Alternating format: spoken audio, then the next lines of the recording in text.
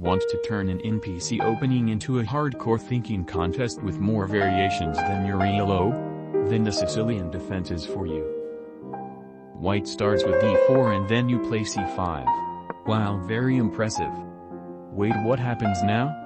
There's about 28,374 quadrivigintillion variations to the Sicilian, but only about 4 of them matter. Let's start with the classical.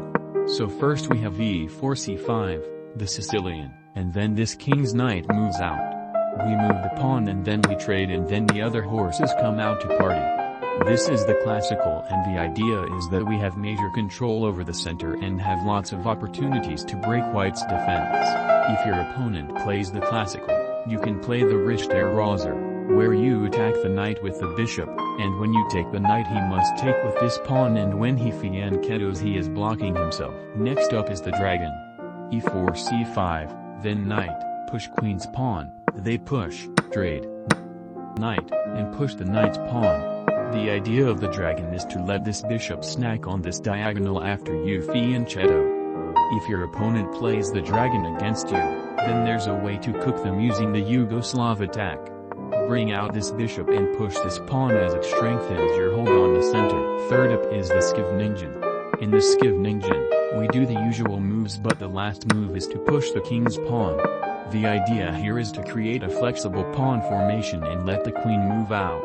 If your opponent plays the Skivningen, then play the Matanovich by pushing the f-pawn, preparing a pawn storm on the king's side. Finally, we have the Najdorf variation.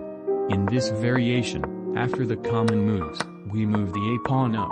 The idea is to prevent this bishop from checking us while allowing the queen and bishop to move freely. If your opponent plays the Najdorf, there's a line called the English attack. You move this bishop, then the queen, castle queenside, and then do a kingside pawn storm. The idea is to annoy black's horses and develop your position. Wait, so which variation is the best? This is the ranking I would give. Fourth place is the dragon because of the aggressive nature of the Yugoslav attack. Third is the classical because the Richter-Rauser is such a buzzkill, but not as game-ending as the Yugoslav. Second is the Skivningen because the Matanovich doesn't do that much and the pawn formation is insane.